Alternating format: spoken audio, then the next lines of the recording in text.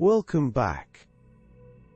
Tonight, we drift through the sleepy streets of Budapest. So wherever you are, however your day has been, you have nothing to do now but rest. There are no twists tonight, nothing to follow, nothing you need to remember in the morning. A city of golden stone and river light, breathing slow beneath a darkening sky. We'll drift slowly, in no hurry to be anywhere at all.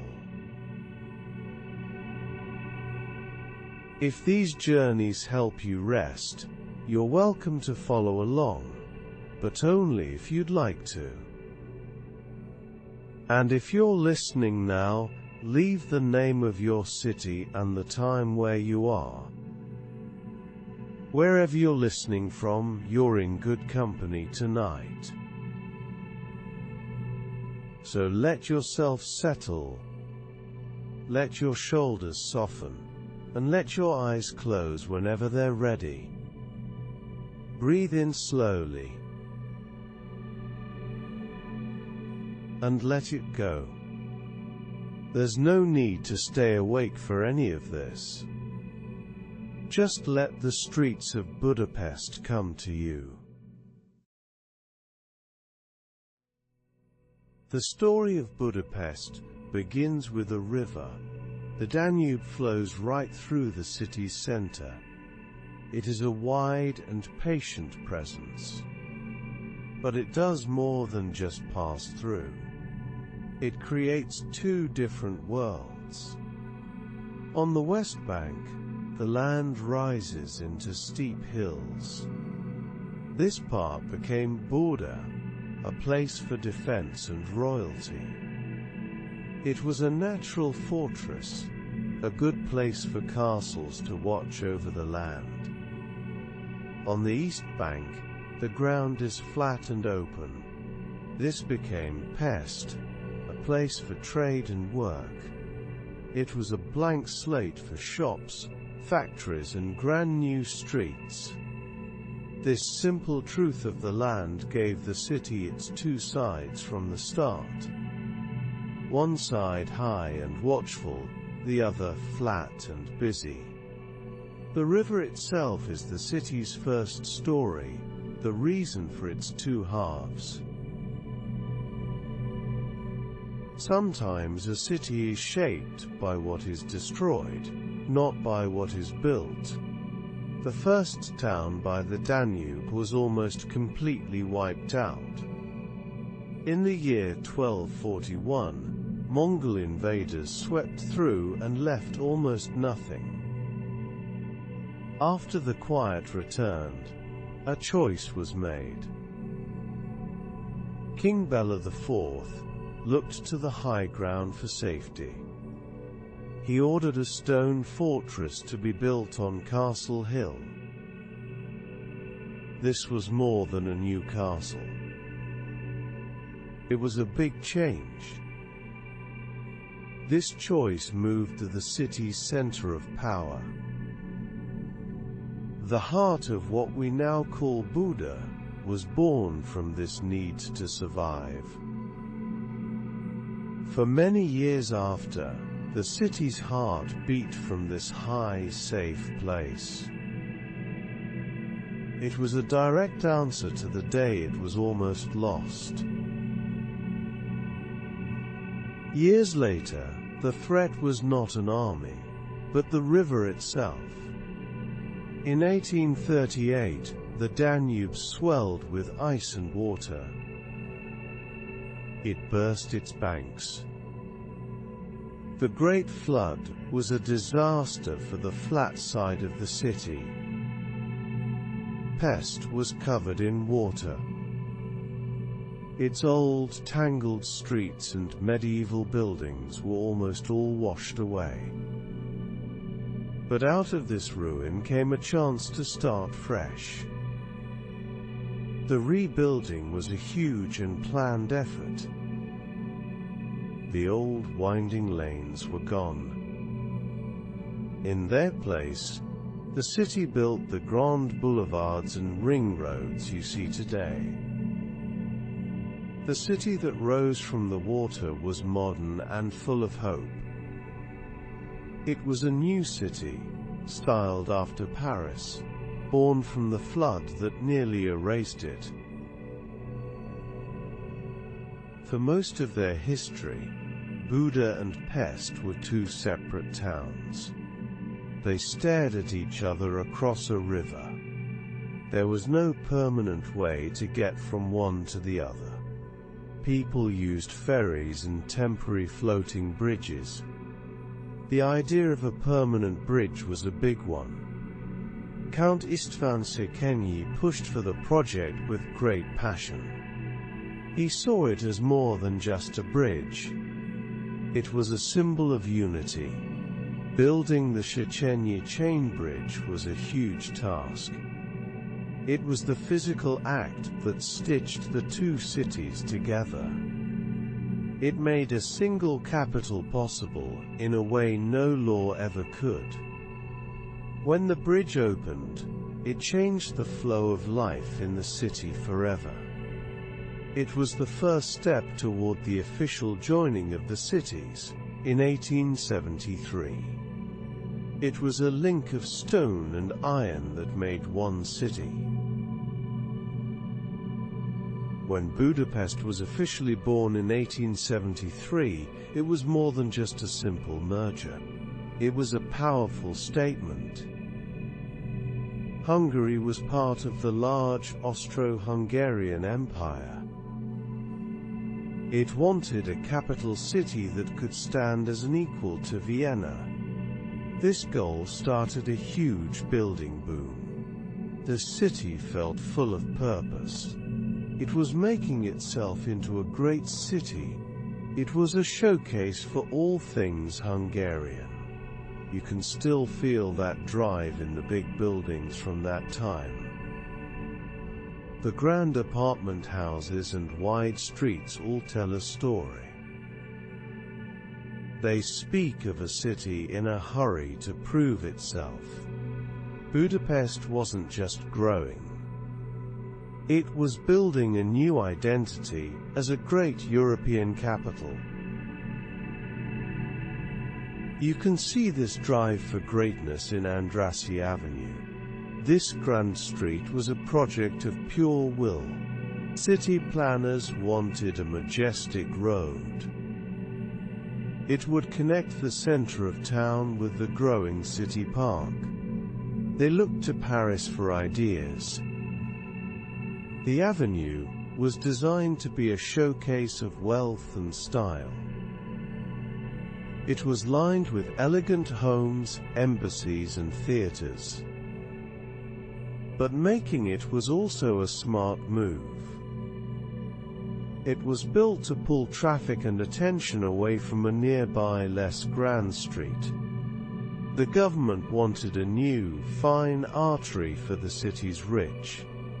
Building Andrassy Avenue was a choice to create a symbol. It was a statement in asphalt and stone of the city's high hopes.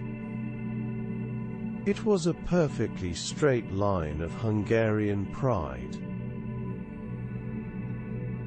As the grand Andrassy Avenue took shape, a problem came up. How would people get to the big Millennium exhibition in City Park in 1896? The city planners did not want noisy trams or buses on their new showcase street. The solution was both smart and stylish. They would build a railway underneath it. This was not just a practical choice. It was another chance to show off. The Millennium Underground Railway was the first of its kind on the European continent. It was built in only 20 months, a wonder of modern skill. Its main purpose was not just to move people. It was a showpiece for the exhibition. It carried visitors to the park in style. and it kept the beautiful avenue above quiet and peaceful. It was a hidden artery for a city on display. The golden age of Budapest came to a harsh end. The siege of Budapest in World War II was one of the worst battles of the war. For weeks the city was a front line. When the fighting stopped, the city was in ruins. More than 80% of its buildings were damaged or destroyed. All of its beautiful bridges, the symbols of its unity, lay broken in the frozen Danube. The rebuilding after the war happened under a new government, with Soviet influence. The goals were different. The style was different. The city was rebuilt, but it was not the same. The scars of the siege, both seen and unseen, changed the city's very fabric. The modern look of Budapest is shaped as much by this ruin and rebuilding as it was by its grand first construction. The scars of war were not just physical. In the fall of 1956, the people of Budapest rose up against Soviet rule. The city's streets and buildings became a battlefield once more. Students and workers fought against tanks with homemade weapons. The uprising was crushed, but the memory of it never went away. For many years after, a quiet and powerful memorial remained. On the faces of many of the city's grand old buildings, the bullet holes were left untouched. They were not repaired. They served as a constant, silent reminder of the fight. For a generation of Hungarians, these marked walls were part of the city's texture. They were a quiet story of the fight for freedom, a history written in damaged stone that everyone understood. In the middle of the Danube lies a peaceful green space. Margaret Island feels like a natural part of the city. It seems like it has always been there. But it is actually a work of human hands. It was not always one island. At first it was 3 smaller separate islands. They were formed from silt and mud, left by the river over many years. They were marshy and often flooded. In the 19th century, a decision was made to create a grand public park. Engineers were brought in to connect the 3 small islands. They built up the banks and raised the ground level to protect it from floods. This careful act of landscape engineering created the single large island we see today. It was an act of taming the river to create the city's beloved Green Heart, a quiet park born from a huge building project. After the ruin of World War II, the historic Jewish quarter was left to decay. The lively community that once filled its streets was gone. For decades the buildings crumbled.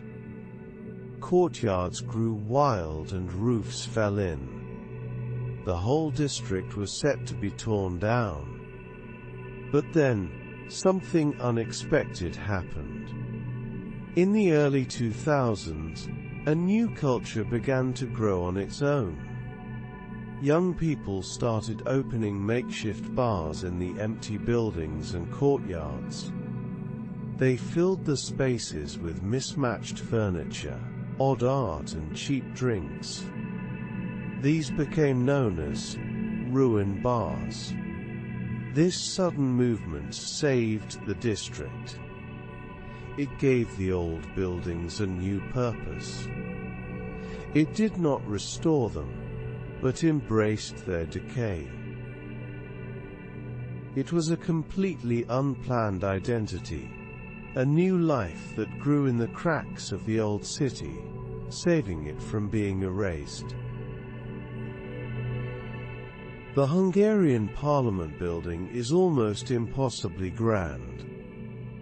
Its huge size can feel overwhelming. It seems too large, even for a capital city. But its size is not just about pride. It is a relic of a different map.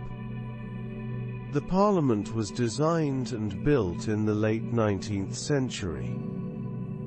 At that time, it was meant to hold the government for the whole Kingdom of Hungary. This was a land that was much larger than the country of Hungary is today. After World War I, the Treaty of Trianon redrew the map of Europe. Hungary lost 2/3 of its land. The huge Parliament building, however, stayed. It stands today as a powerful and sad reminder of a lost past. It is a building designed for a country that no longer exists. Its vast halls echo with the history of a greater kingdom. The Great Market Hall is the pantry of Budapest. It is a busy, 3-story cathedral of food. Its location is not an accident.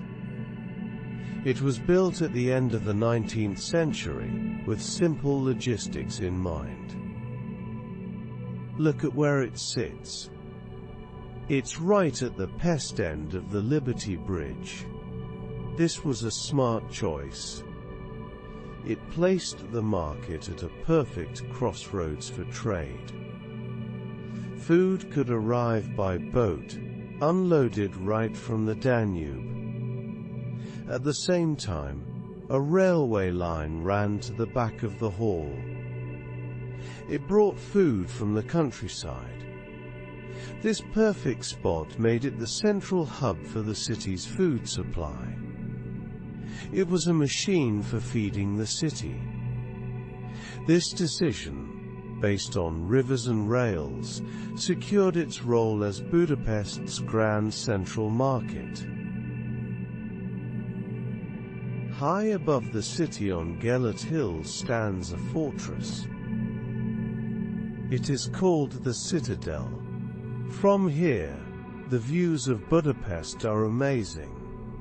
It feels like a place built to protect the city. But its first purpose was the exact opposite. The citadel was built by the Austrians.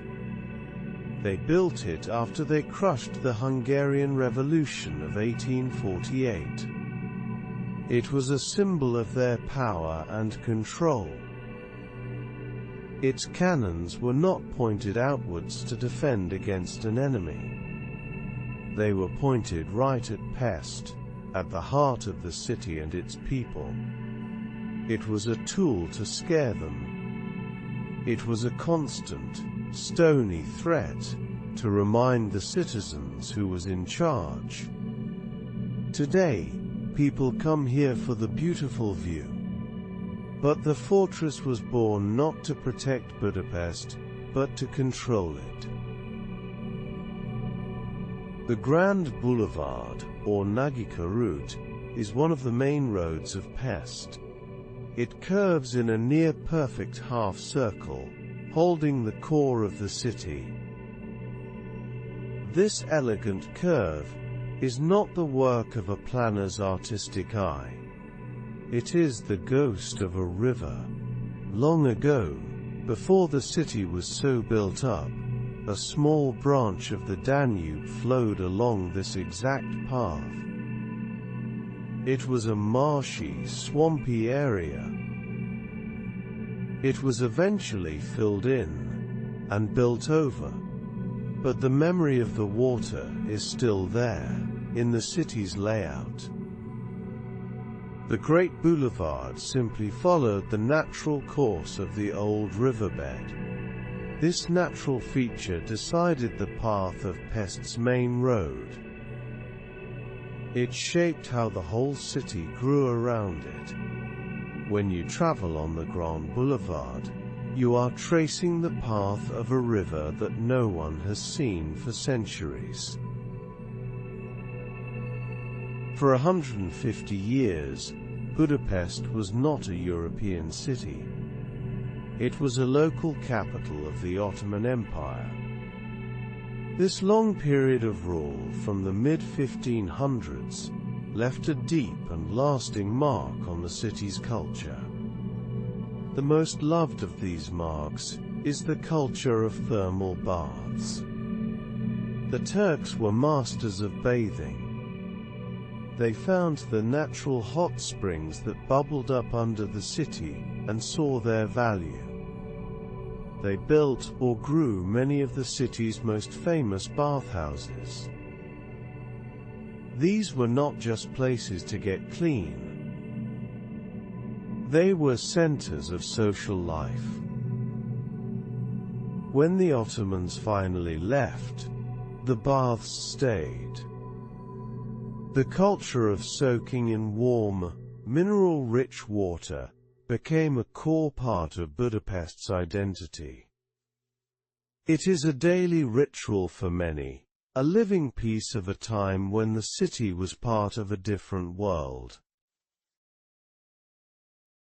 The Treaty of Trianon in 1920 was a great loss for Hungary.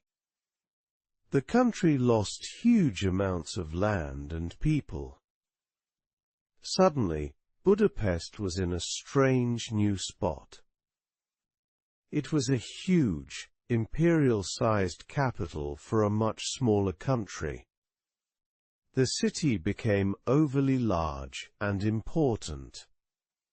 A wave of Hungarian refugees from the Lost Lands poured into the capital.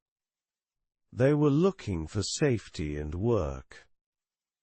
At the same time, the nation's smaller resources were all focused in Budapest. This sealed the city's complete control over the rest of the country. It became the clear center of everything: politics, culture, industry, and people. This imbalance, created by a pen in a French palace, still defines the link between Budapest and the rest of Hungary today. In the late 19th century, a new kind of place took over the city: the coffee house. They were modeled on the grand cafes of Vienna and Paris. They became the center of Budapest's thinking life. This was a direct result of the city's new wealth and drive. These were not just places to drink coffee. They were rich, comfortable, and open for long hours. For the city's writers, artists, and thinkers, they became unofficial offices and living rooms. People would sit for hours over one coffee, reading, writing, and talking. Whole magazines were edited, poems written, and political plans made at their marble-topped tables. The modern Hungarian culture that grew in the early 20th century was born in these smoky, caffeine-filled rooms. They were the engines of the city's creative golden age. If you walk through the residential streets of Budapest, you might notice something strange. A beautifully fixed-up, freshly painted apartment building might stand right next to one that is crumbling. This patchwork look is a direct result of the 1990s. After the fall of communism, the state-owned housing was sold off. This process was often fast and messy. Some buildings were bought by rich investors or residents who could afford to fix them. Others were left in a state of confusion, with complex ownership and no money for repairs. This created the sharp contrasts you see today. It is a visible sign of the city's bumpy switch to a market economy. The story of post-communist Budapest is written on these walls, in the difference between peeling paint and a perfect new front. The story of this city has many layers. The very bottom layer is Roman. Long before there was a Hungary, or even a Budapest, the Roman Empire built a town here. They called it a quincum. The Romans were smart builders and planners. They chose this exact spot for two key reasons. First, it was a good, easy place to cross the wide Danube River. This made it a vital link in their huge network of roads and defenses. Second, they found the natural hot springs bubbling up from the ground. They built fancy bathhouses to enjoy the warm, healing waters. This choice, made 2,000 years ago, set an example. It made this spot on the river a good place to live. The Romans left, but the reasons they chose this place stayed, making sure a city would always be here. In the green Buda Hills, a small train winds its way through the forest. What is strange is who runs it. The ticket collectors, the signal operators, and the station masters are all children. This is the Children's Railway. Its story begins in the communist era. It was first built as a Pioneers' Railway. It was a project for the Communist Party's youth group. It was meant to teach children discipline and teamwork. After the government fell in 1989, most symbols of that time were removed. But the railway stayed. It changed from a political training ground into a unique and loved attraction. The children still run the train. But now it is a charming sight, not a political tool. It is a strange and living piece of a past belief, chugging peacefully through the woods. Budapest has a complex identity because it has always been a place of meeting and mixing. It sits at a crossroads of Europe, and its history shows this. The city's story is one of constant change. It began as a Roman outpost on the edge of the empire. Then it became the royal seat for the new Hungarian kingdom. For a century and a half, it was an Ottoman local capital. Later, it rose to become the co-capital of the vast Austro-Hungarian Empire, a partner to Vienna. Each of these times left its mark. They did not erase what came before, but just added a new layer. You can see it in the buildings, and feel it in the culture. This blend is not a confusion of identity. It is the city's true identity. It is hard to picture today, but the flat plain of Pest was once a wild and marshy place. For centuries, it was a huge floodplain for the Danube.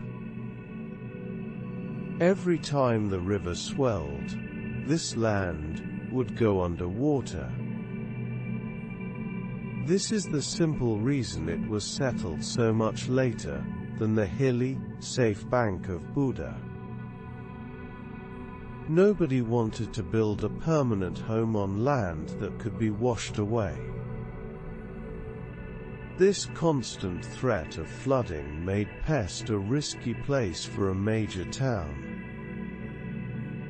It also explains why the city was so open to the Great Flood of 1838. That disaster was not a freak event. It was the river doing what it always had. The flood was the final terrible event that forced the city to tame the floodplain and remake itself into the modern city we see today. The story of the Hungarian nation begins with an arrival. In the 9th century, the Magyar tribes rode into the Carpathian Basin. They were a nomadic people from the east. This moment is the founding story of the country. They were skilled horsemen, and they looked over the new land from its ridges. They chose this place for good reasons. The vast, rich plains were perfect for their animals and crops. The ring of mountains around the basin offered a natural defense against enemies. This smart choice of location laid the groundwork for the future Kingdom of Hungary. It was here, in this protected and rich land, that they would put down roots. The story of Budapest is impossible to know without this first chapter, the arrival of a people who chose this basin to be their home, and in time, the heart of their nation. During the long, grey years of the Cold War, Hungary was different. The government had a more relaxed form of communism. It was often called goulash communism.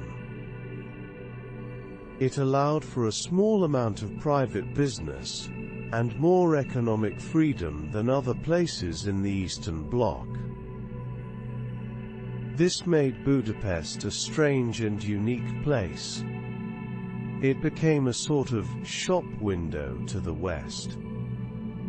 While other communist capitals were all grey, Budapest had better stocked stores, more cafes, and a bit more color.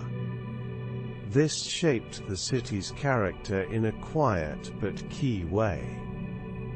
It kept a spirit of business that was crushed elsewhere. When the Berlin Wall fell in 1989, Budapest was better prepared for the change.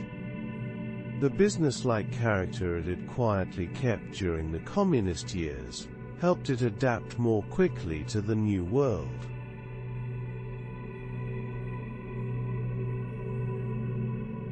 Some stories are written in books. Others are built into the skyline, hiding in plain sight. The Great Dome of the Hungarian Parliament building is one of those stories. It rises above the Danube, a landmark you can see from all over the city. Its height is not an accident. It stands at exactly 96 meters. This number was chosen with great care. It is a direct link to the year 896. That was the year the Magyar tribes first arrived and settled in this land. It is the year the nation sees as its birth. So the dome is more than just a pretty feature. It is a silent, tall monument to a key date. It is a piece of history measured in meters. It connects the modern government to its ancient past, written against the sky for all to see. Across the city, another dome rises to meet the sky. It belongs to St. Stephen's Basilica, the grandest church in Budapest. As you look at the city's skyline, you might notice something special. The dome of the Basilica and the dome of the Parliament seem to be at the exact same height. This is not a trick of the eye. The Basilica's dome was also built to be exactly 96 meters high. This was a careful and deeply meaningful choice. It was made to show the balance between church and state in Hungary. Neither one is higher than the other. They are equals, two great powers sharing the sky above the city. This harmony in the buildings is a statement of a political idea. It is a quiet declaration of balance, seen from miles away. It is a perfectly level line, drawn between the worldly and the divine. Deep beneath the peaceful grounds of Buda Castle lies a secret world. It is a place that was hidden from most people for most of its life.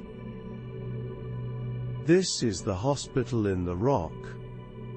It is a huge underground space, a network of tunnels and rooms carved out of natural caves. It was built in secret just before World War II. It served as an emergency hospital during the siege of Budapest. It treated wounded soldiers and citizens. During the Cold War, it was made bigger and turned into a top-secret nuclear bunker. It was ready for a nuclear attack. For decades, its existence was a state secret. It was only open to the public in 2002. To walk through its quiet, clean halls is to step back into the most fearful times of the 20th century. The rock under Buda Castle is not solid. It is full of a maze of natural caves and tunnels. These were carved out over thousands of years. The same hot waters that feed the city's famous baths made them. This natural cave system has been used by people for centuries. It has been a shelter, a cellar for storage, and sometimes, a prison. In the 15th century, these dark, winding tunnels held a very famous prisoner. For a time, they were the jail for Vlad the Impaler. He was the real-life Romanian prince who inspired the story of Dracula. He was held here as a political prisoner by the Hungarian king. It is a strange thought. This historical figure, now a creature of legend, once walked these very tunnels. He was a captive in the dark, damp heart of the hill, beneath the royal castle. When you ride the historic M1 metro line, you are traveling through a work of art. The line itself is a piece of history, but the beauty is in the small things.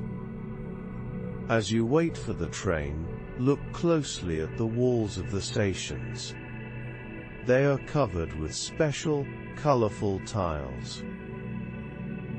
These are not just any tiles. They were made by the famous Hungarian Zolnay porcelain factory. Each station has its own name written in elegant old-fashioned letters. The names are framed by beautiful ceramic patterns. The colors are rich and bright, even after more than 100 years. The use of these fancy, artistic tiles shows the pride that was taken in building this underground line. It was not just for getting around. It was meant to be beautiful. It is a small, hidden art gallery that millions of people pass through every year. The same factory that tiled the underground metro also crowned one of the city's most famous buildings. From far away, the roof of the Great Market Hall is a bright pattern of color. It is one of the most special features of the Pest skyline. If you look closer, you can see that the bright, geometric patterns are made of thousands of single tiles. These are special pyrogranite tiles, also made by the Zsolnay factory. This material was made to be very strong and weatherproof. It can handle the harsh Hungarian winters. The colors, deep greens, bright yellows and rich oranges, are baked into the tile itself, so they never fade. The roof is a masterpiece of industrial art. It is a beautiful and useful solution that turned the city's pantry into a landmark, seen from across the river. Walking into the lobby of the Gresham Palace is like stepping into a jewel box.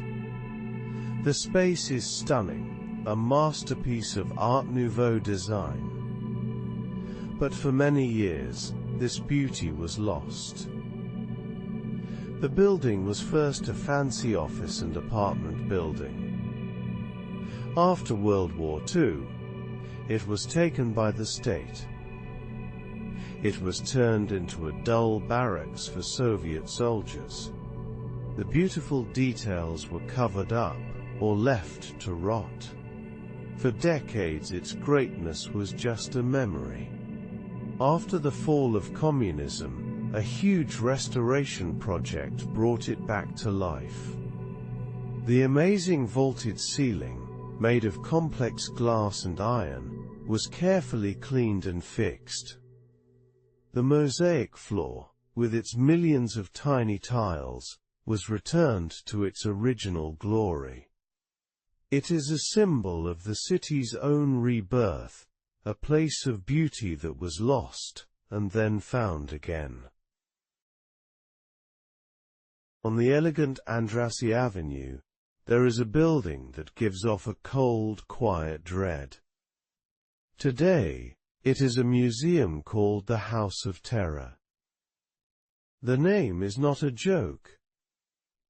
This building has a dark and terrible history. It was first the headquarters of the Hungarian fascist Arrow Cross Party during World War II. They tortured and killed many people in its basement. After the war, the building's purpose stayed the same, but the people inside changed. It became the headquarters of the communist secret police. They also used the same basement cells. They questioned, tortured and jailed anyone they thought was an enemy of the state. The museum has kept these cells. To stand in this building is to stand in the physical heart of the 20th century's worst ideas. It is a place where the building itself holds the memory of great suffering. As you walk through the older parts of the city, especially the old Jewish quarter, you might see something strange. On the large, windowless firewalls between apartment blocks, you can sometimes see faint, faded paintings. These are ghost signs. They are hand-painted ads for businesses and products that have been gone for a long time. A sign for a brand of soap, a tailor, or a drink might still be faintly seen. The paint slowly flakes away after years in the sun and rain. These signs were never meant to last forever. But they have outlasted the companies they advertised. They are quiet, accidental monuments to the city's business past. They are the ghosts of a different time, whispering the names of forgotten shops to anyone who looks up. The Grand Boulevard is one of Pest's most important streets. It is a constant stream of trams, cars and people. It curves in a wide, graceful arc. This path was not chosen by a city planner. It was decided by a buried river. A former branch of the Danube once flowed here. It was a slow, marshy waterway. Over time, it was filled in and built upon. But its memory remains in the curve of the street. The connection is even more direct than that. Deep beneath the modern boulevard, the city's main sewer line was built. And it was built to follow the exact path of this old, buried river. It was the easiest and most logical route for the engineers. So, even today, the city's hidden pipes follow the ghost of a waterway. It is a secret link between the seen and the unseen. The Liberty Bridge is one of the most elegant of the city's Danube crossings. Its special green color is a key part of its charm. It seems to perfectly match the river and the sky. But this famous color was a complete accident. The bridge was built in the late 19th century. Like any large iron structure, it needed to be protected from rust. The builders applied a coat of a special anti-rust primer. This primer just happened to be a certain shade of green. The plan was always to apply a final, more proper coat of grey paint over it. But as the public saw the bridge in its green primer coat, they fell in love with the color. The reaction was so good that the city decided to just leave it as it was. The final coat of grey was never applied. At each end of the famous chain bridge, two massive stone lions stand guard. They are powerful symbols of strength and protection. For many years, a popular story has been told about them. The story says that the sculptor, in his hurry, forgot to give the lions tongues. When this mistake was pointed out at the bridge's opening, the shamed sculptor, the story goes, threw himself into the Danube. It is a dramatic story, but it is not true. The lions do have tongues. The sculptor designed them to look real, like a crouching lion. Their tongues are there, but they are set deep inside their open mouths. They are almost impossible to see from where you stand on the ground.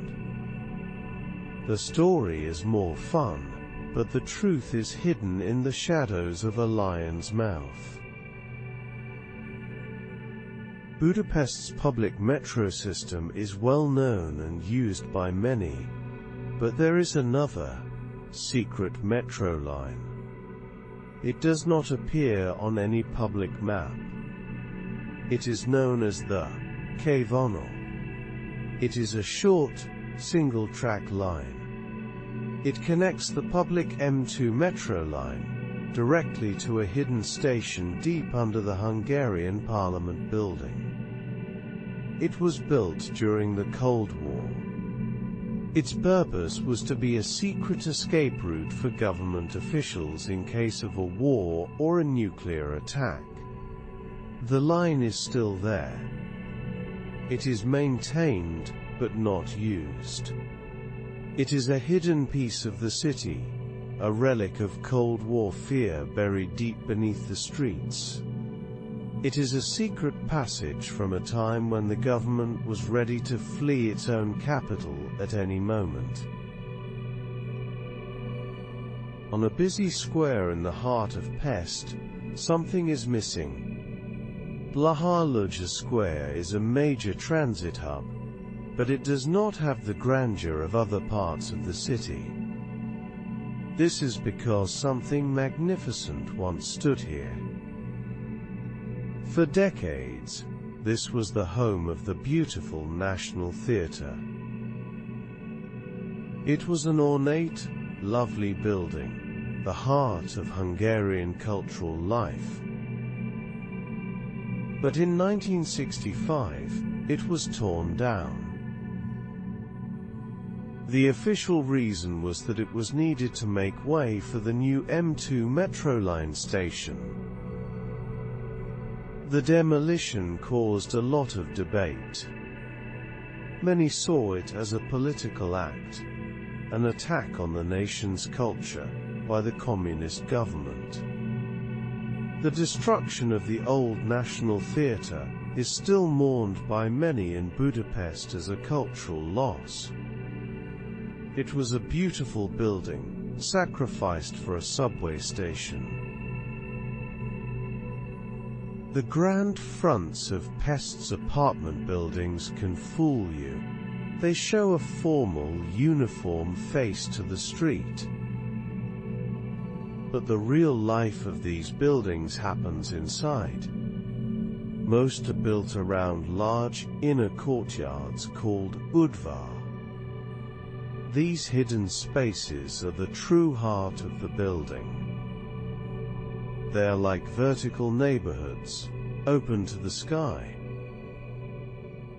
Around the courtyard, on each floor, run open-air walkways. These corridors, called gang, connect the front doors of all the apartments. This design creates a unique social world. Your neighbors are not hidden down a long, silent hallway. You see them every day, walking past your kitchen window. Life is lived in a semi-public way. The sounds and smells of your neighbors' lives drift across the courtyard. It is a design that builds community, whether you want it to or not. The New York Cafe is not a quiet place. To step inside is to be hit by a wave of luxury. It was designed from the start to be the most beautiful coffee house in the world, and it is a strong contender for the title.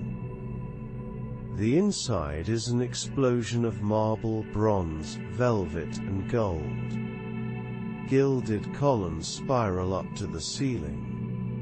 Fancy paintings of classical scenes cover every free surface. Venetian chandeliers cast a warm, glittering light over everything. It was built in the late 19th century as a hub for the city's artistic and literary elite. It was a place to see and be seen, a palace for poets and playwrights. After years of neglect during the communist era, it has been restored to its former glory. It remains a stunning, almost silly, luxurious space, a monument to the city's golden age of creativity. The Gellert thermal bath is a temple of water. It is a stunning masterpiece of Art Nouveau design. It has beautiful pools, stained glass windows, and detailed mosaics. But hidden inside this palace of calm is a piece of amazing technology. The Galat is home to one of the world's very first artificial wave pools. It opened in 1927, a marvel of modern fun. Every hour, a bell rings. The calm water of the outdoor pool begins to churn and swell. It creates gentle waves that delight swimmers. What is truly amazing is that the original machine that makes these waves is still in use today. The Art Nouveau era equipment, hidden away in the building's engine rooms, continues to power this simple, joyful experience.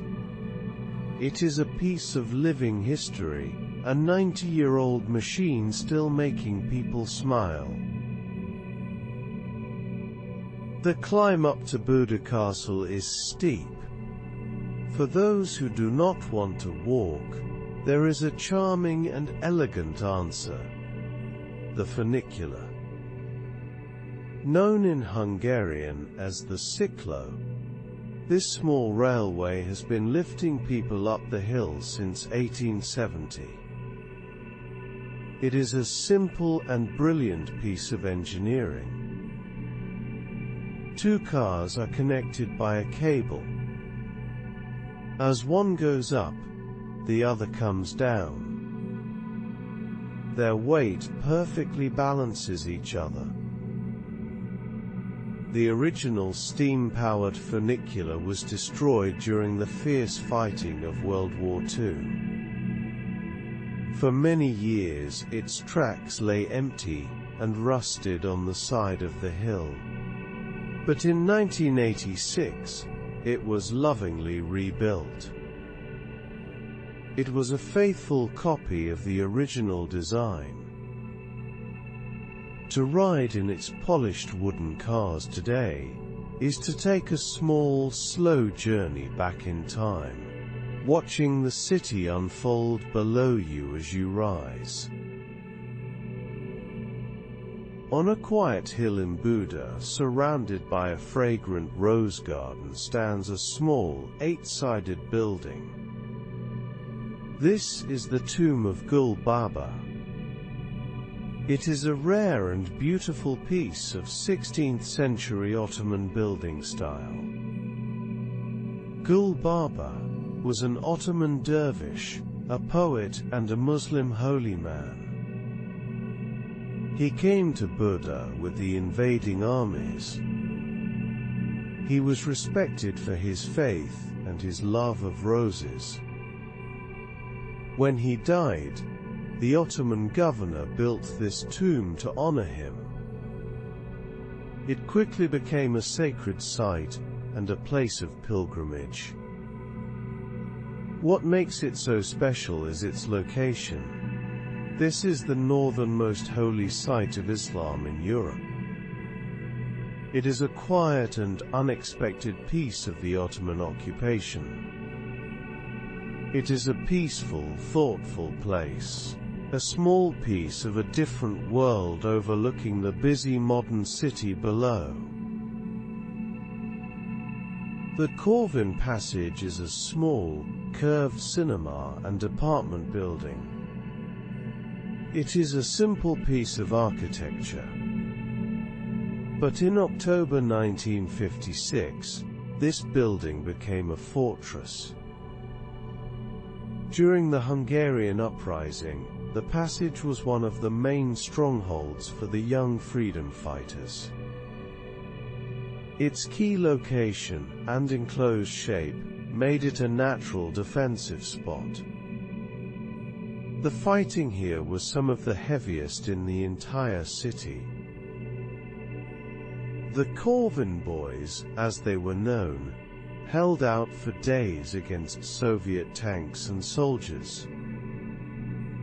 The evidence of this battle is still there, if you know where to look. The stone walls of the cinema, and the buildings around it, still bear the scars. The marks from bullets, and the jagged holes from shrapnel have been left untouched. They are a silent, textured memorial to the fierce bravery of the people who fought here.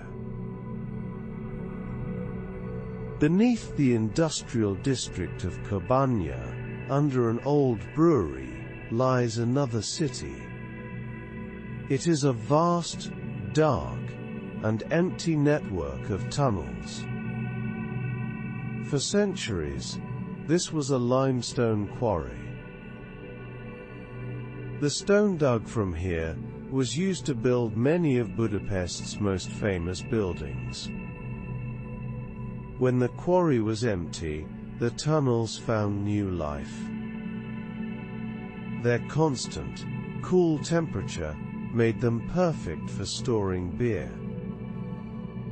The brewery above used them as giant cellars. During World War II, the tunnels were given a more secret purpose. Deep underground, safe from Allied bombs, a secret factory was set up to assemble aircraft engines. Today, the 33-kilometer network of tunnels is mostly empty. It is a silent, sprawling underworld, a place of echoing darkness and forgotten history, hidden just beneath the city streets. When the communist government fell in 1989, a question came up: what to do with all the statues? The city was filled with huge sculptures of Lenin, Marx, and Hungarian communist leaders. In many other Eastern Bloc cities, these symbols of the old government were torn down and destroyed. Budapest chose a different path. Instead of destroying them, the city collected them. The statues were carefully removed from their important spots in the city's squares and streets. They were then taken to a park on the edge of the city.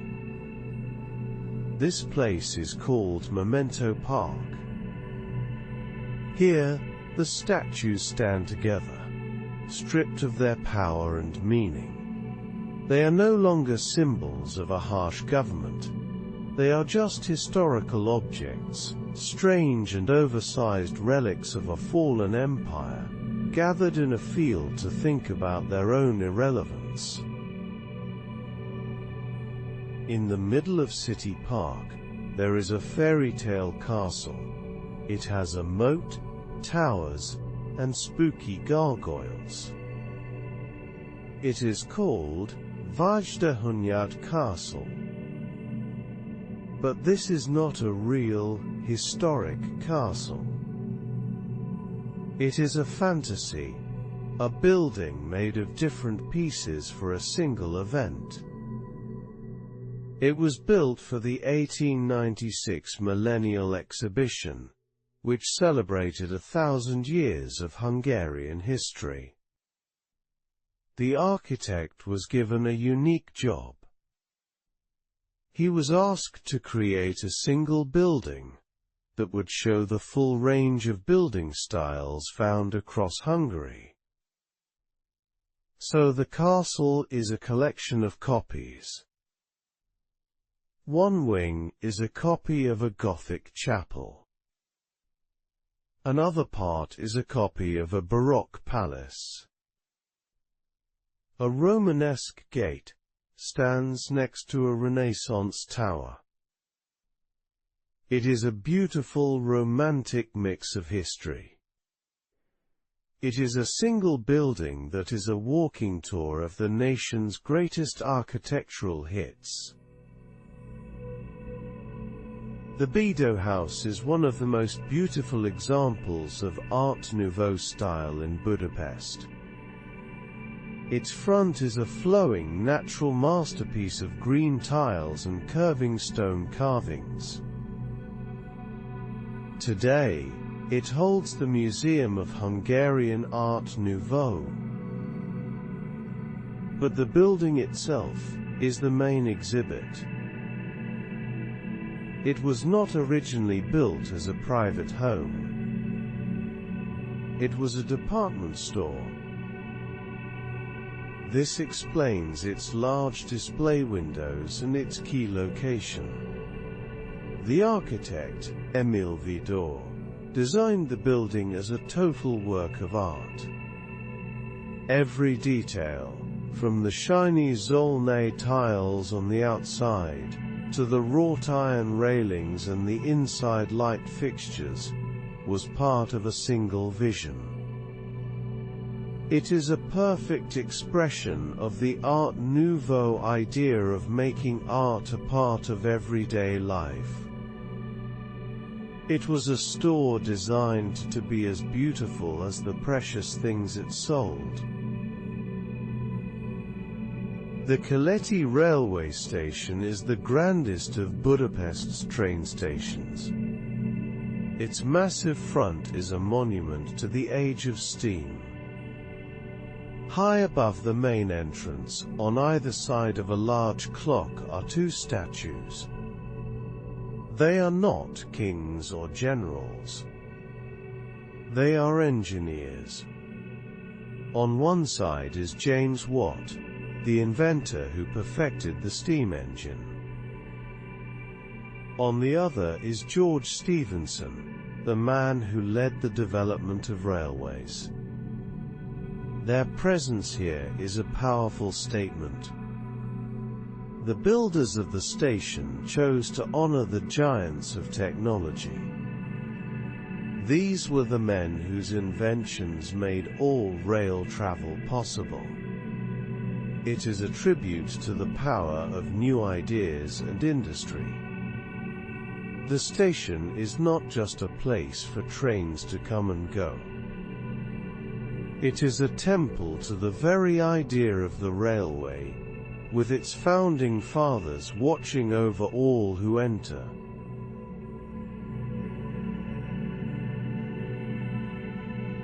Long before the trams start their busy runs, a quiet ritual happens across the city. For many of Budapest's older residents, the day does not start with coffee, but with water. They arrive at the grand thermal baths in the early morning light. Here, in the warm, healing pools, the city slowly wakes up. Steam rises to meet the fancy ceilings. The gentle sound of talk mixes with the quiet splash of water. Newspapers are read until their edges grow soft with dampness. Friends catch up on the quiet news of the neighborhood. And on floating boards, chess games are played with slow, careful focus. This is more than just a morning swim. It is a social gathering. It is a community that meets in the water, a rhythm of life that has flowed through this city for generations. It is a gentle start to the day. There is a sound that is the very soul of a Hungarian evening. It is the shimmering metallic sound of the cymbalum. This instrument is a large, trapezoid-shaped box with dozens of strings. It is a type of hammered dulcimer. The musician strikes the strings with small mallets. This creates a shower of notes that is both rhythmic and melodic. In the traditional cafes and restaurants of Budapest, this sound is the music for dinner. A single musician or a small group will play. They fill the room with folk tunes and improvisations. The sound can be happy or sad, fast or slow, but it is always full of feeling. To sit and listen to a cymbalum player in a warm candlelit restaurant is to hear a living piece of the city's cultural heart. It is a sound that has echoed through these rooms for more than a century. One of the most essential Budapest experiences is not found in a museum or a grand cafe. It is found at a simple market stall. This is the ritual of eating langos. It is a simple food, but a deeply good one. A round of soft yeast dough is stretched out by hand.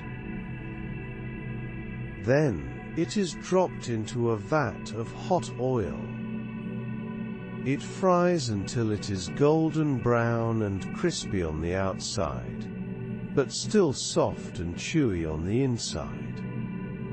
The hot, steaming disc is then pulled from the oil. In its most classic form, it is covered with garlic, a lot of sour cream, and a pile of grated cheese. There are no plates or forks. You eat it with your hands, usually standing up. The paper wrapper struggles to hold the grease. It is a perfect, simple and deeply Hungarian pleasure. In the warm summer months, the city runs on a single simple drink, the frocks. This is the Hungarian word for a wine spritzer. But to call it a simple spritzer is to miss the point. In Budapest, the frocks is a science and an art. It is a refreshing mix of wine and carbonated soda water. The wine is usually a dry white or rosé. The key is the ratio. There is a complex and widely known set of words for the different amounts of wine to soda. A kisfroks is different from A nagyfroks.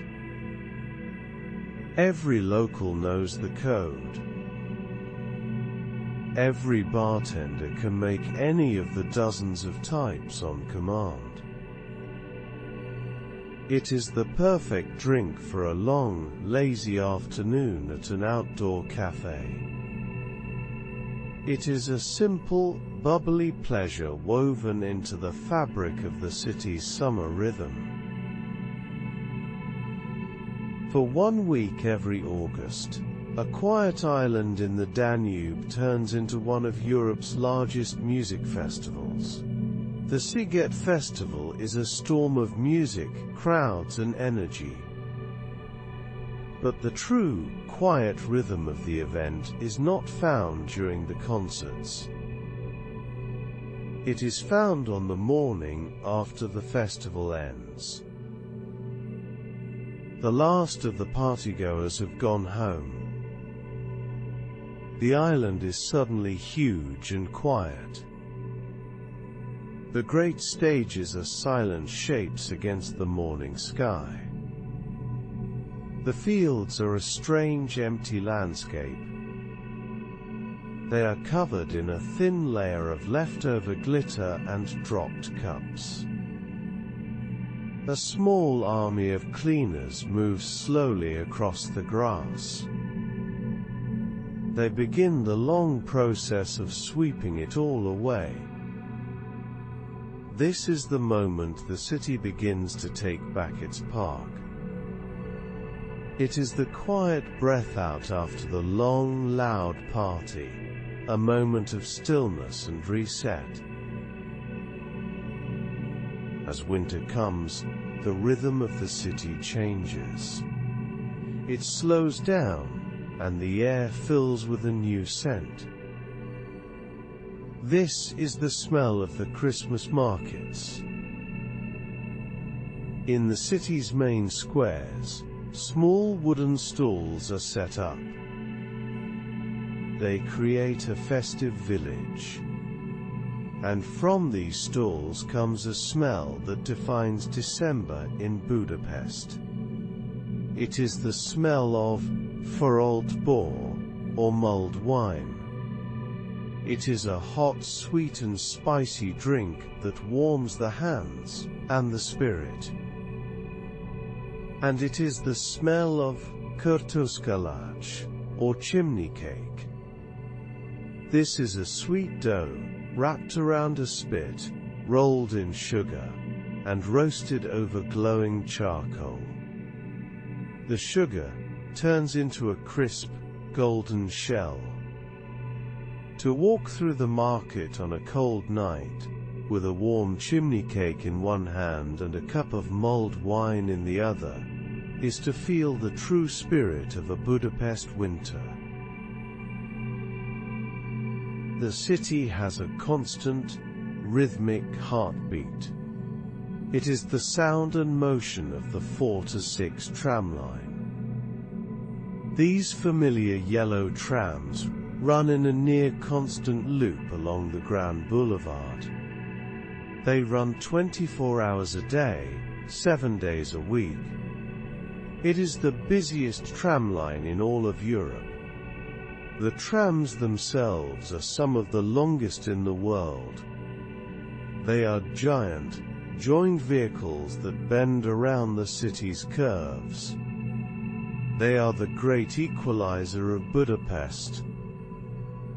At any given moment they carry all kinds of people from the city. Students, business people, grandmothers, tourists and late-night partiers all share the same space.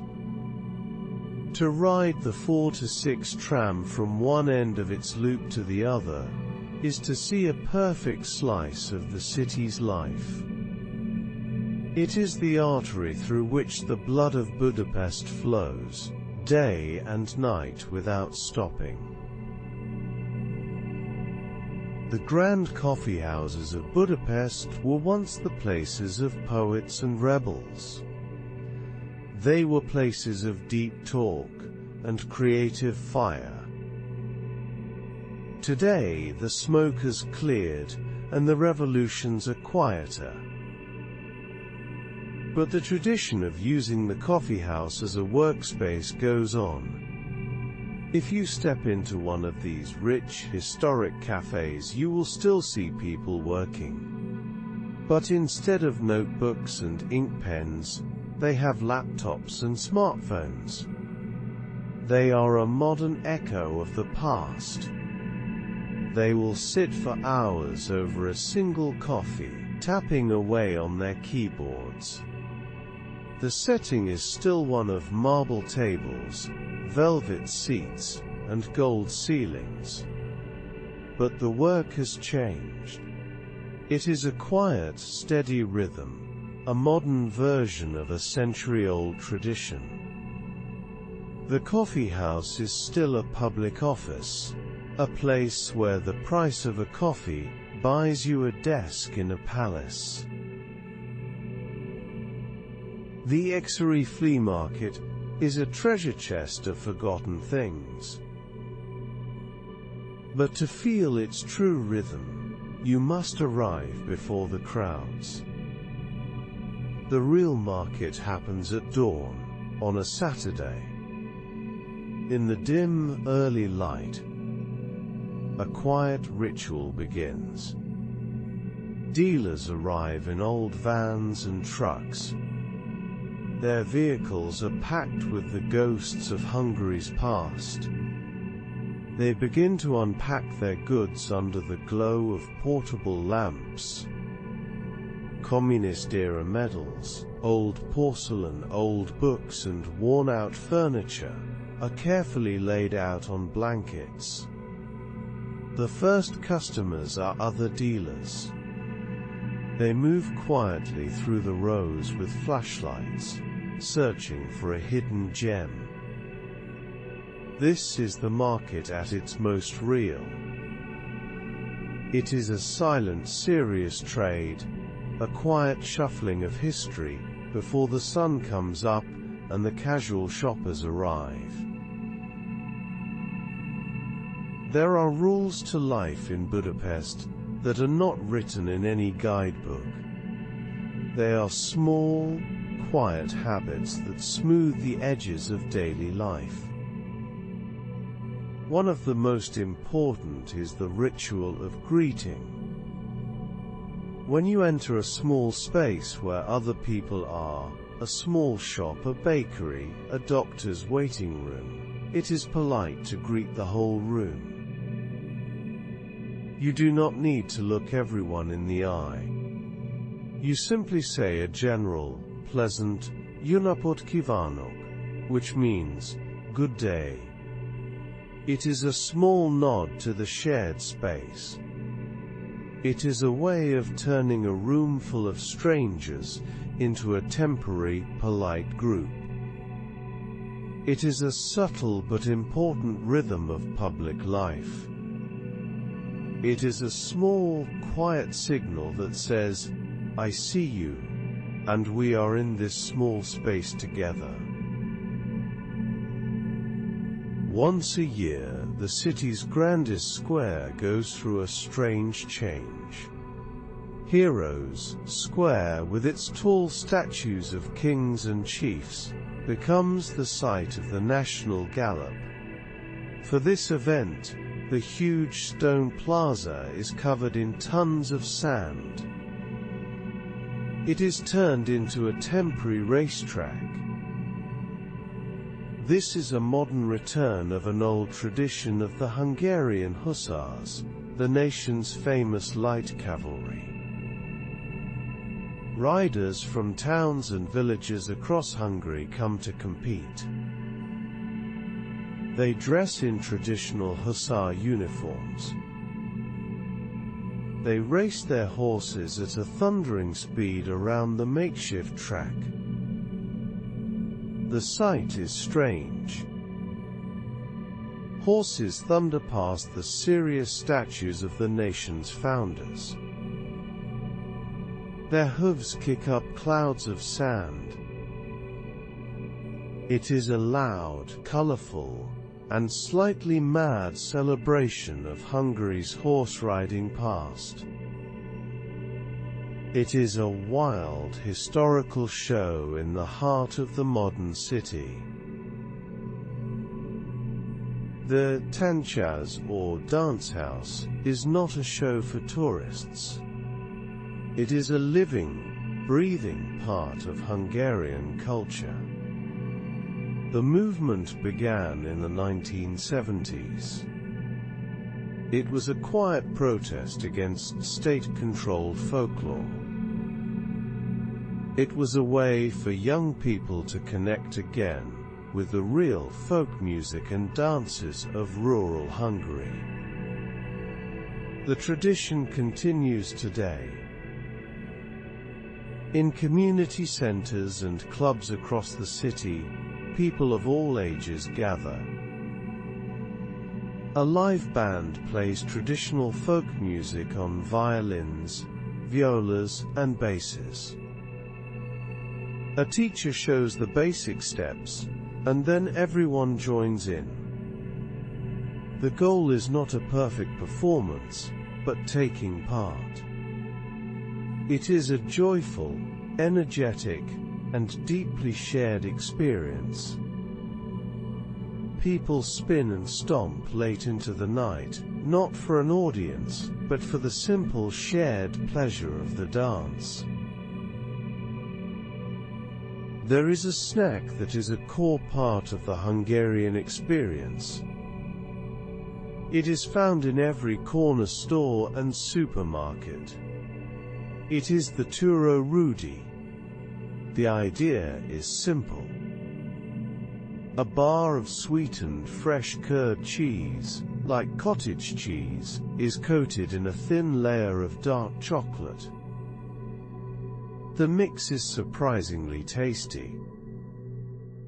The cheese is a little tangy, and the chocolate is a little bitter. For many Hungarians, it is the taste of childhood. The packaging is as famous as the snack itself. It is a simple wrapper, with a pattern of bright red polka dots. The small, daily ritual of unwrapping a unhurried is a shared experience for millions. It is a small, cold and sweet moment of pleasure.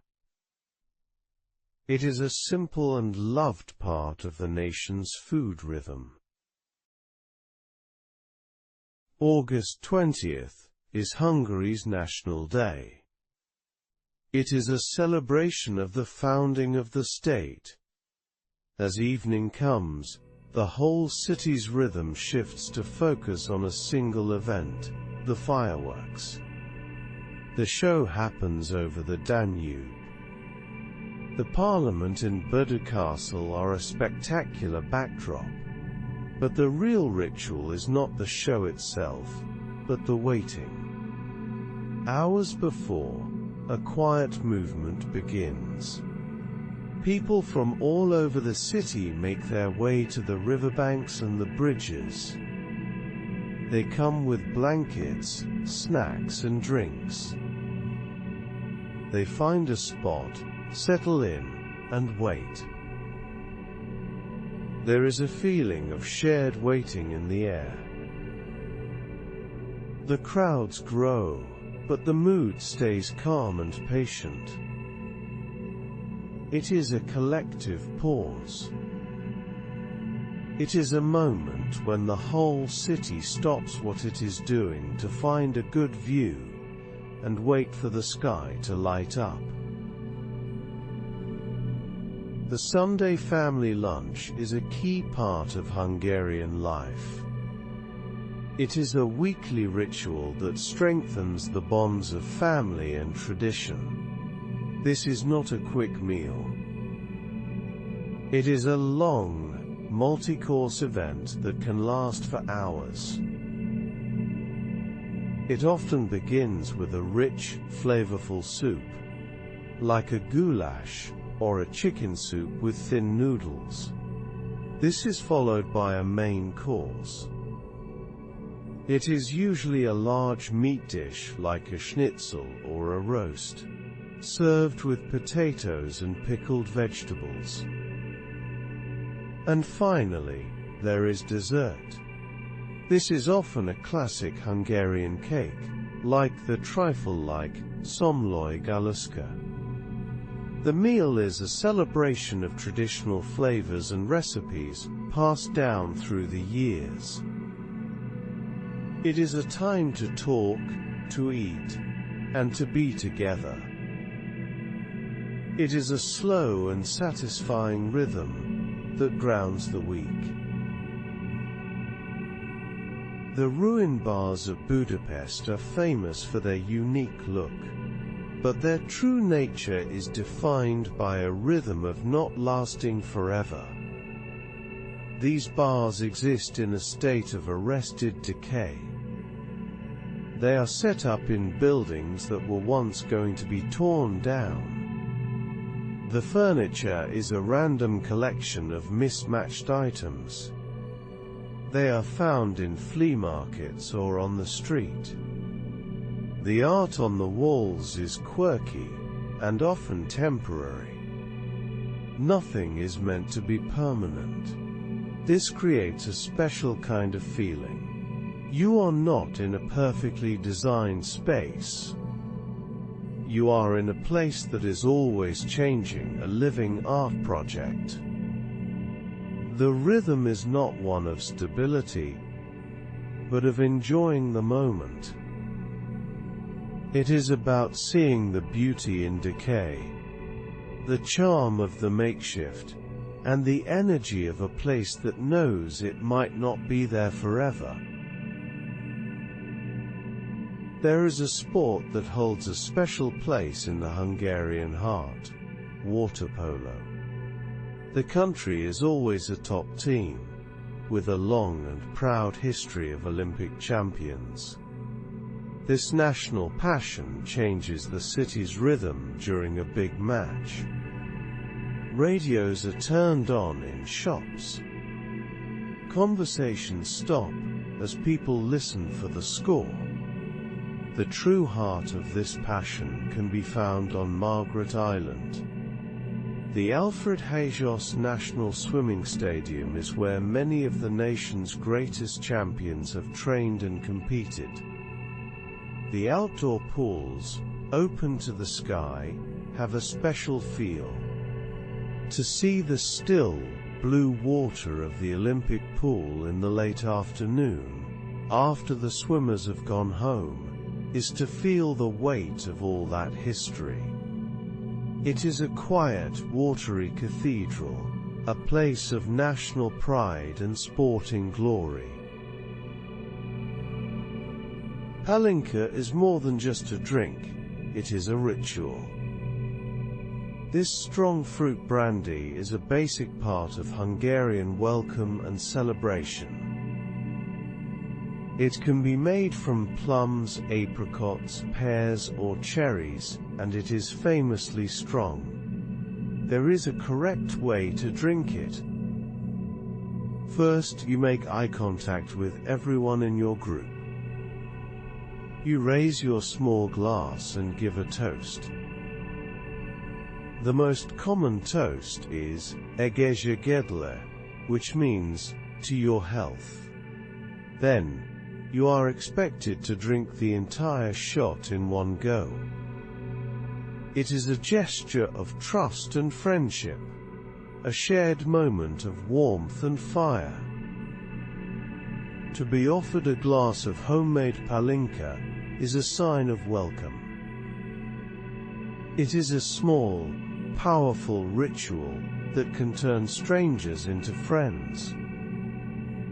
It is a fiery punctuation mark in the flow of social life. The yellow trams and blue buses are the most common ways to get around Budapest. But there is another, slower, and more poetic choice: the public transport ferries. These boats are part of the city's official transit system. For the price of a regular ticket, you can travel up and down the Danube. While most locals use the faster land options for their daily commute, a small number of people prefer the rhythm of the river. It is a quieter, more thoughtful way to travel. Instead of the noise of the street, you hear the gentle lapping of water against the boat. You can watch the city's grand fronts glide by from a unique view. It is a commute that feels like a tiny cruise. It is a slow, peaceful journey through the heart of the city, watching the bridges and buildings drift past.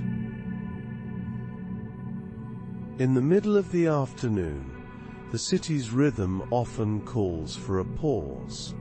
This is the moment for a visit to a cukrászda, or pastry shop.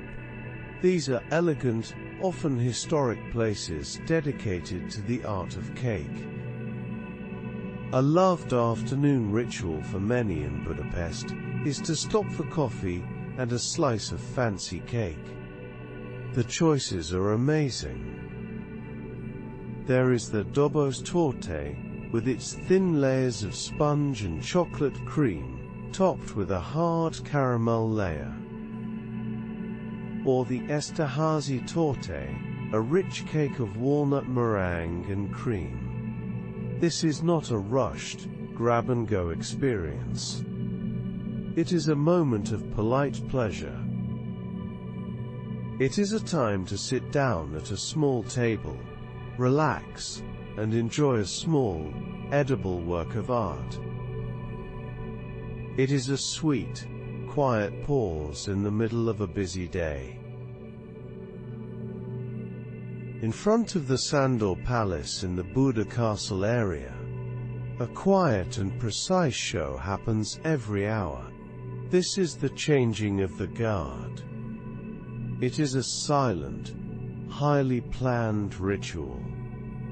The soldiers, dressed in perfect modern uniforms, move with a slow, careful grace. They perform a series of complex, synchronized moves.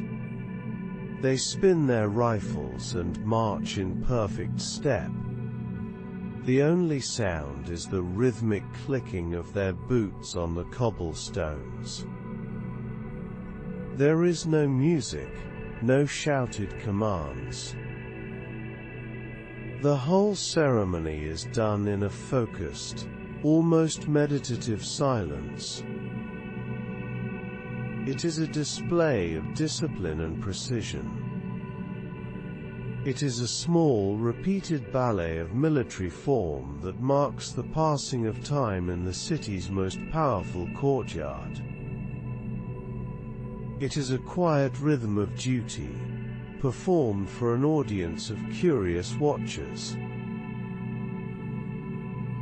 Every evening in Budapest, just as the sky begins to fade to a deep blue, a city-wide show takes place. It happens without an announcement or applause, but it is a dramatic event. This is the moment of the synchronized lighting.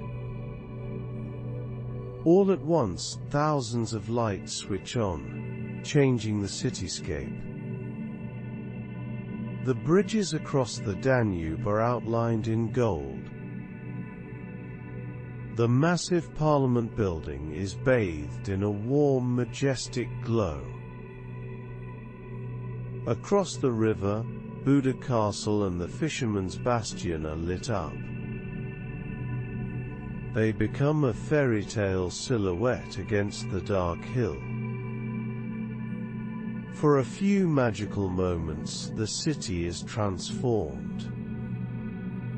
It becomes a golden show reflected in the dark waters of the river. This daily ritual is a quiet, careful act of turning the city itself into a work of art. It is a shared moment of beauty, as day turns to night. The night in Budapest has its own set of rituals. After the bars have closed, and the last trams have rumbled home, a familiar rhythm takes over for many.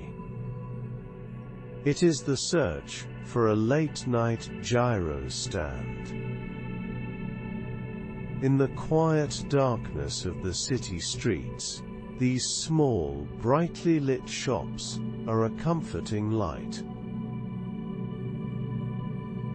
The sight of the large cone of meat, slowly spinning on its vertical spit, is a welcome sight. The vendor carves off thin slices of chicken or beef. They are then stuffed into a warm pita bread with salad and a lot of sauce. It is a simple, satisfying and key part of the city's nightlife. It is the final, savory note of the evening, a warm and greasy stop before heading home through the quiet sleeping streets. The Fiume Road Cemetery is not a typical graveyard. It is a vast and silent city of the dead. It is less a cemetery and more a national sculpture park. Here, under the shade of old trees, lie the remains of Hungary's most famous citizens. The rhythm of this place is one of silent walking. You walk along wide, tree-lined avenues, next to huge mausoleums. Each one is a unique work of art, built in a different style: Gothic, Classical, Art Nouveau.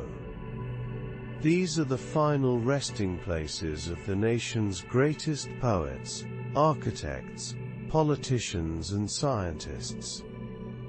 To walk here is to take a quiet, thoughtful journey through Hungarian history. It is a place to read the names of the people who shaped the nation. Their hopes and legacies are made immortal in stone, slowly wearing away in the quiet air. The ritual of the chimney cake is not just about eating it. It is also about watching it being made. The process is simple, mesmerizing and delicious. A long strip of sweet yeast dough is carefully wrapped around a thick wooden spit. This dough-covered spit is then rolled in a tray of sugar. Then, it is placed over a bed of glowing charcoal. The spit is turned slowly, by hand. This lets the cake cook evenly. The sugar on the outside melts and caramelizes. It forms a crisp, shiny golden brown shell. The inside of the dough stays soft and fluffy. The smell of the cooking dough and melting sugar is wonderful. Watching this simple, traditional process is a key part of the pleasure.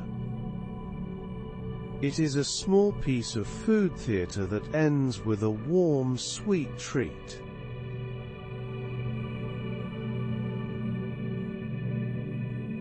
In the quiet green space of City Park, a strange and mysterious figure sits in silent thought. It is a statue of a man known only as Anonymous. He was a real person, a writer from the 12th century. He wrote the first histories of the Hungarian people, but he never signed his name. The sculptor gave him a deep hood, forever hiding his face in shadow. He sits there, a monument to all the stories whose writers are lost to time. But a small, lovely tradition has grown around him. It is said that if you are a writer, you should touch his pen for inspiration. Over the years, countless hands have reached out to do just that.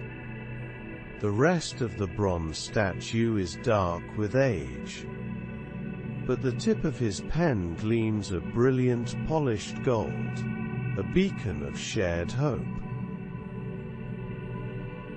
Budapest is a city of grand monuments, but some of its most charming artworks are hidden in plain sight, and are very, very small.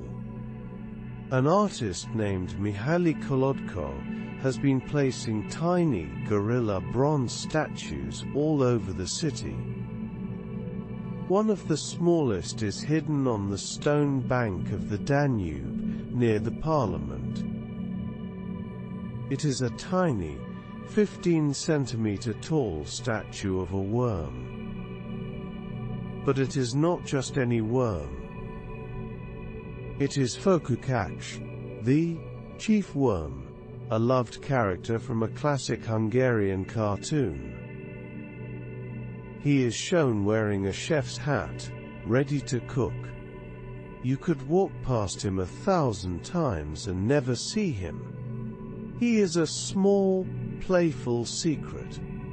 He is a tiny piece of pop culture, looking out over the vast, historic river, waiting to be found by those with a sharp eye. On a street named Folk Mixer, there is a statue of a man who looks a little confused. He is scratching his head, wearing a rumpled trench coat.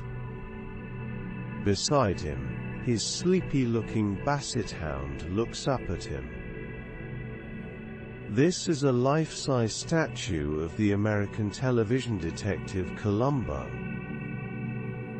It seems like a random and strange thing to find on a Budapest street. But there is a link. The actor who played Columbo, Peter Falk, had Hungarian family on his father's side. The street the statue is on, Folk Mixer, is named for a distant relative, a Hungarian writer and politician. So the statue is a quirky, roundabout tribute to a local family's famous son. It is a strange and charming piece of public art. It is a tribute to a fictional detective who found a real home in his ancestral city. Liberty Square is a place with a complex history. At one end of the square stands a large, imposing monument. It honors the Soviet soldiers who died, liberating Hungary in World War II. It is a debated relic of the communist era. At the other end of the same square stands another statue.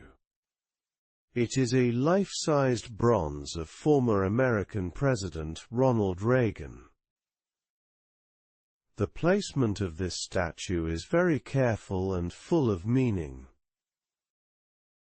The statue shows Reagan mid-stride, walking with confidence. And he is walking directly toward the American embassy. His back is turned forever on the Soviet monument at the other end of the square.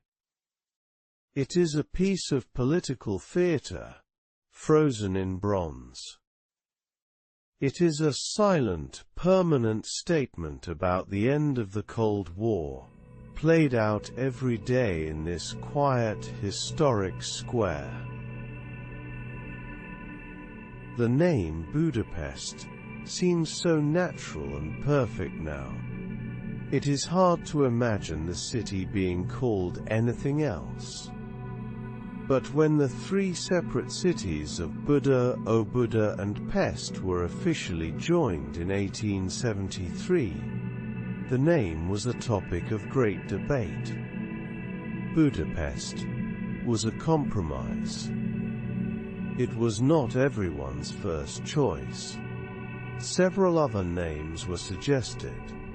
Some were poetic and patriotic, like Hondaru, which means glory of the homeland. Others were more logical, but also more confusing. For a long time, the top choice was simply Pest Buda, reversing the order of the two main cities. This caused endless confusion. In the end, the simpler, more elegant Budapest was chosen. It is a small historical detail, but it reminds us that even the most basic parts of a city's identity were once not decided. They were a matter of committee meetings and public debate. On the railing of the Danube promenade sits one of the city's most loved statues. It is a small bronze figure of a child wearing a crown. Everyone knows it as the Little Princess. It is a charming and playful sight. But the statue is not actually of a princess. The sculptor Laszlo Martin modeled the figure on his own young daughter. She loved to play dress-up, but she did not pretend to be a princess. She pretended to be a king.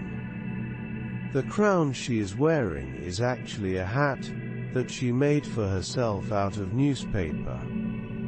And the cloak she wears is not a royal robe. It is her own bathrobe, which she used as a king's mantle. The name, Little Princess, was given to it by the public. It is a lovely mistake, a wrong reading of a father's tribute to his daughter's imagination. Budapest is a city of bridges. They stitch the two halves of the city together. Each has its own character and history. They are named for saints, politicians, and national heroes.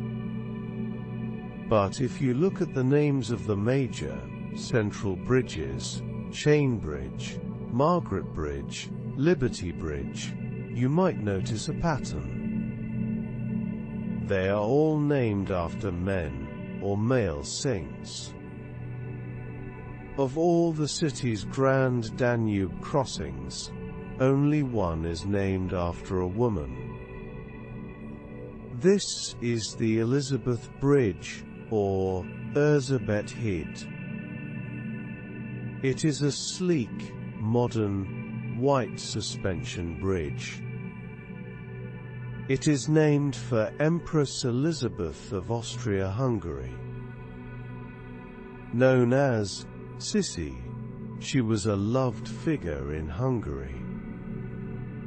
She was admired for her beauty and her kindness to the Hungarian people. Her bridge stands alone, a single, elegant tribute to a woman in a city of bridges named for men. In the streets of Budapest, you might see a strange and surprising vehicle.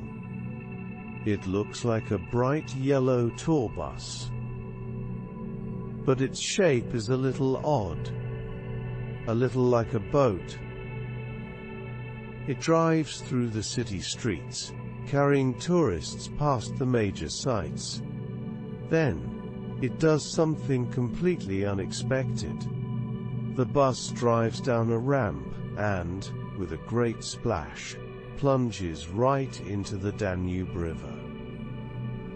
For a moment it looks like a terrible accident. But then, the vehicle's engine sound changes. It begins to move smoothly through the water. This is the River Ride, a unique bus boat. It is a strange and odd sight, a bus that thinks it's a boat. It offers a smooth switch from a city tour to a river cruise. It is a quirky and clever piece of engineering that always turns heads on the street and on the water. The ballpoint pen is such a common object. It is hard to imagine a world without it. The man who invented it was a Budapest journalist named László Bíró.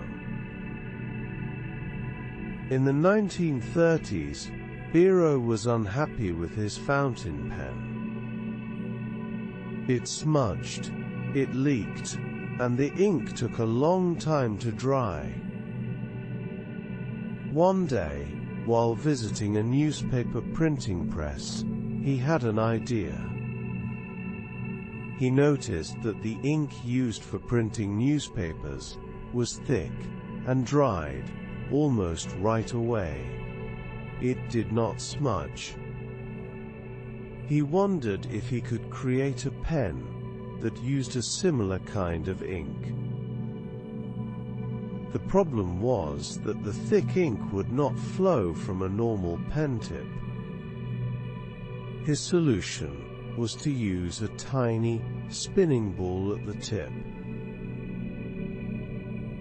This simple, brilliant idea, born from a Budapest journalist's problem, changed the way the world writes forever. It is the world's best-selling puzzle. It is a colorful cube that has puzzled and charmed millions of people. And it was invented in Budapest. In 1974, Erno Rubik was a professor of architecture and design. He was looking for a way to help his students understand three-dimensional spaces and building problems. He created a small, wooden cube made of smaller blocks. They were held together by a central piece.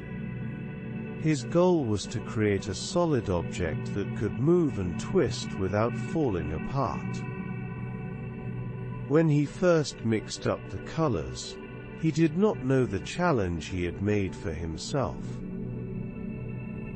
It took him over a month to figure out how to solve it. The Rubik's Cube was not invented as a toy. It was created as a teaching tool. It was a small, colorful puzzle, born from a design problem in a Budapest classroom. In 1933, a Budapest pianist and composer named Rezo Seres wrote a song. It was a deeply sad and mournful melody, with words about despair and loss. He called it Gloomy Sunday. The song grew a dark and lasting urban legend.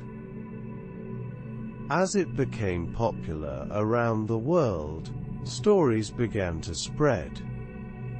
They said the song was so depressing, it was causing a wave of suicides.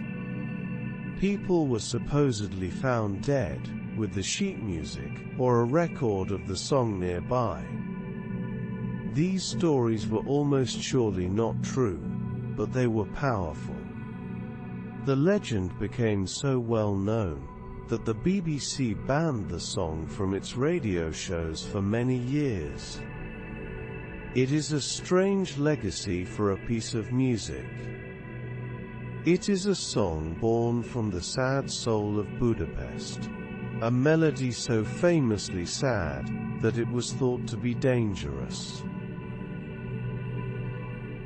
Near St. Stephen's Basilica, there is a statue of a policeman. He is not a heroic figure on a horse. He is a stout, cheerful-looking man, with a large, round belly and a great moustache. He looks like a friendly neighborhood cop from an old era. A charming belief has grown up around this statue. It is said that if you rub his large round belly, it will bring you good luck. Over the years, so many people have reached out to test this idea. The bronze on his stomach has been polished to a brilliant golden shine.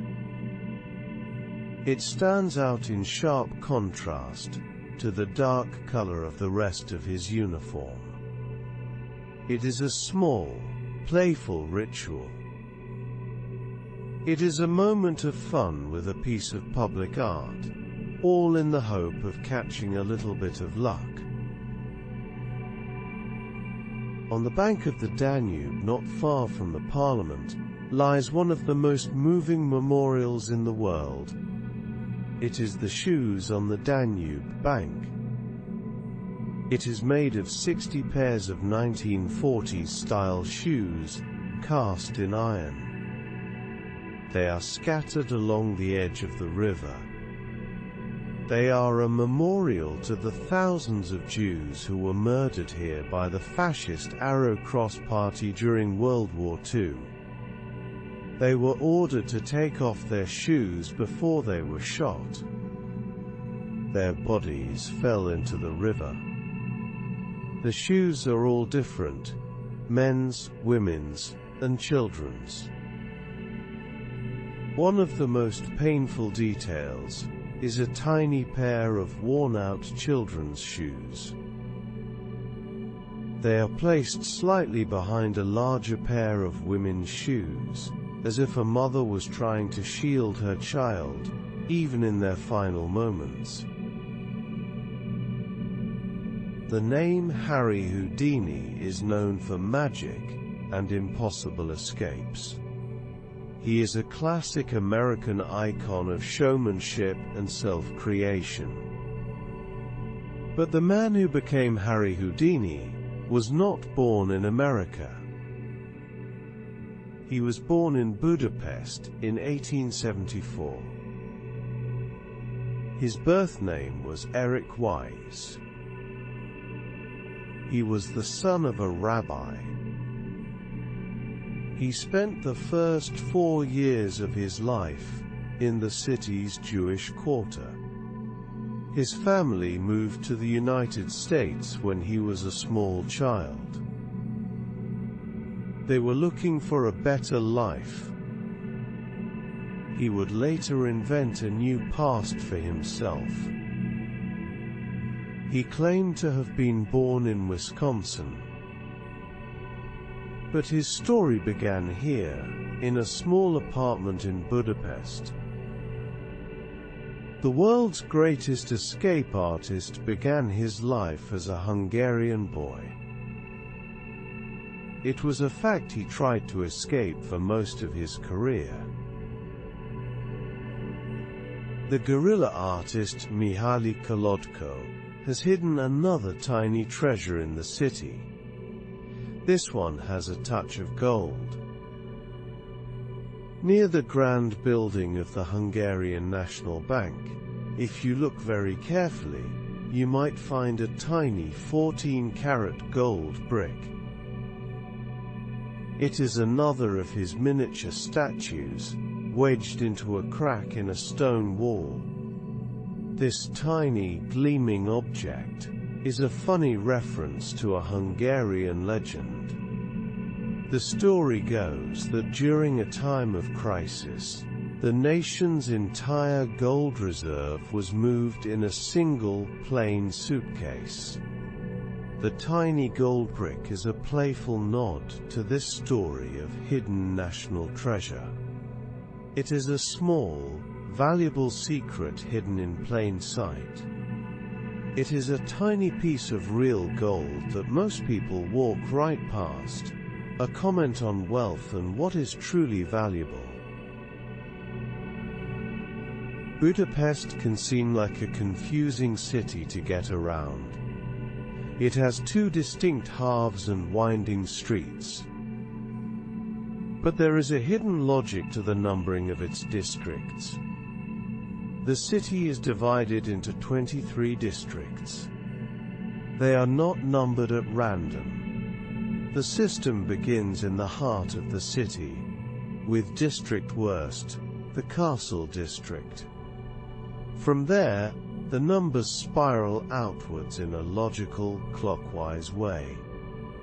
District 2 is next to it, then District 3, and so on. The numbers get higher as they move further from the center. Once you understand this simple spiral system, you can get a rough sense of where any address is.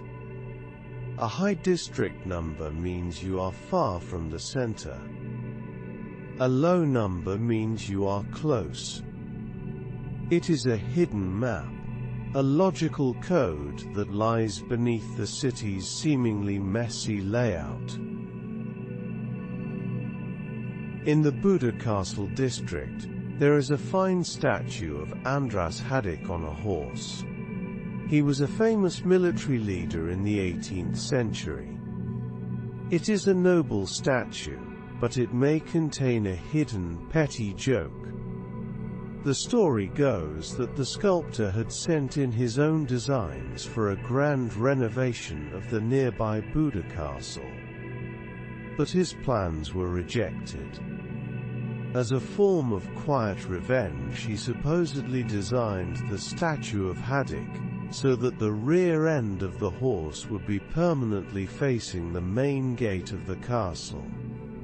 It is a small, almost unseen act of defiance. It is impossible to know if the story is true, but it is a wonderful piece of local lore. It suggests that even in the grandest of historical places, there is room for a little bit of human pettiness. It is a small sculptural insult that has lasted for centuries. The thermal baths of Budapest are famous around the world, but the source of their water is even more amazing. The city sits on top of one of the largest thermal water cave systems under a capital city anywhere in the world. Deep beneath the streets and buildings, there is a vast, hidden network of caves. They are filled with naturally hot, mineral-rich water. Over 120 different springs bubble up from this underground system. Every day, they deliver more than 70 million liters of healing water to the city's baths. This incredible natural feature is the reason Budapest is a spa city. It is a vast, unseen resource.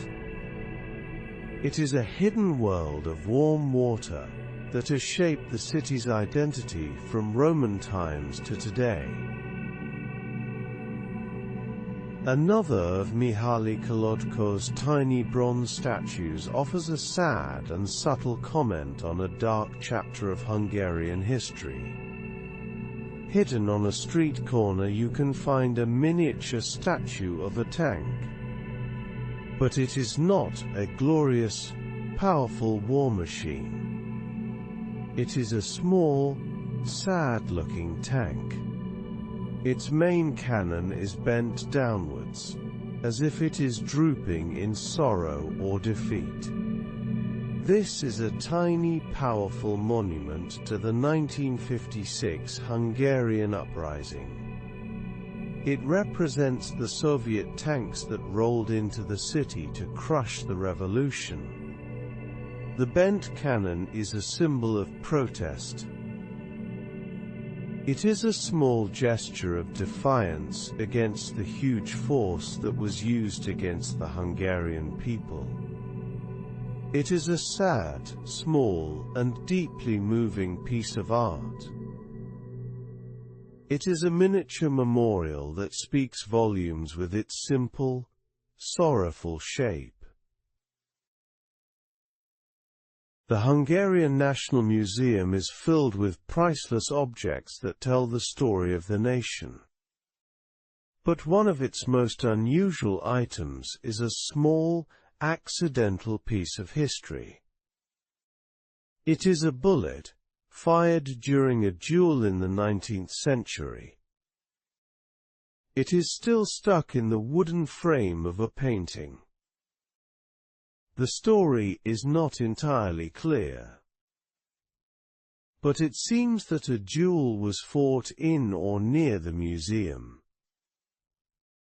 A stray bullet missed its target and hit the fancy gilded frame of a portrait.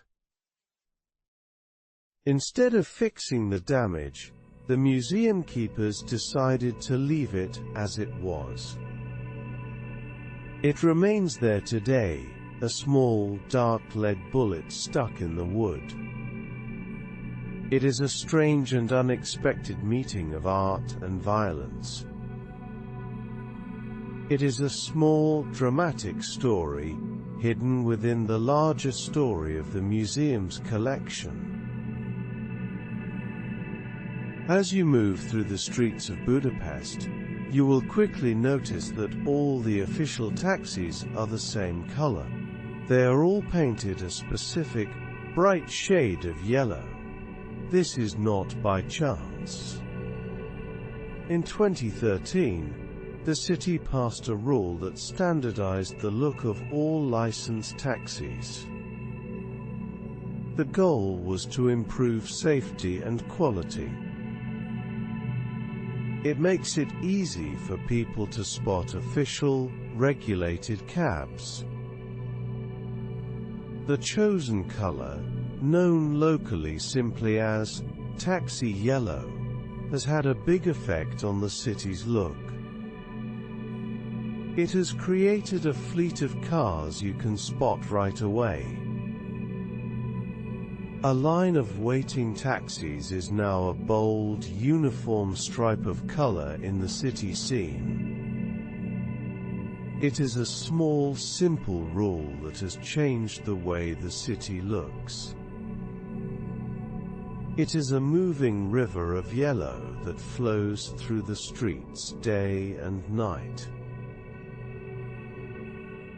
The New York Cafe is a place of legends. One of the most famous, is about its opening night. The story goes that the writer Ferenc Molnar and his friends were so impressed with the cafe's beauty. They wanted it to never close. So they stole the keys from the owner. They marched to the Danube and threw the keys into the river. It is a wonderful story, though probably not true. But the legend is honored in a very small and quiet way.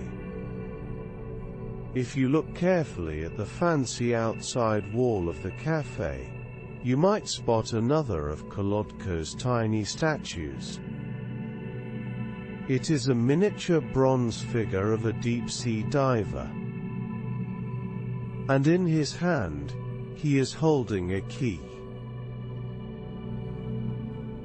It is a playful, witty tribute to the famous legend. It is a tiny diver on a quest to find the lost keys from the bottom of the Danube.